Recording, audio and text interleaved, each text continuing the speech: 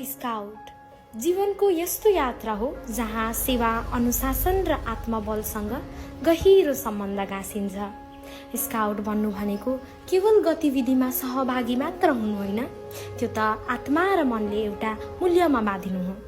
स्काउटिङले आत्मनिर्भरता, नेतृत्व र संवेदना गर्न सिकाउँछ, जुन गुणहरूले हामीलाई असल मानिस बनाउँछ। यहाँ हामी दौड्दैनौँ, हामी सँगै अघि बढ्छौँ। हाम्रा हातहरू सधैँ सहयोगका लागि खुल्ला हुन्छन् र मन उत्साहले भरिएको हुन्छ। स्काउटमा आबद्ध हुनु भनेको एक तालिम मात्र होइन, एक नयाँ परिभाषा हो जहाँ हामी निस्वार्थ भावले सदैव तयार हुन्छौँ र सबैलाई समान रूपमा सहयोग गर्छौँ। हामी स्काउटहरू जहाँ जाँदा घाम लाग्दैन त्यहाँ हामी उज्यालो बोक्छौँ। हामी बाधामा डराउँदैनौँ, हामी समस्यामा मुस्कान ल्याउँछौँ।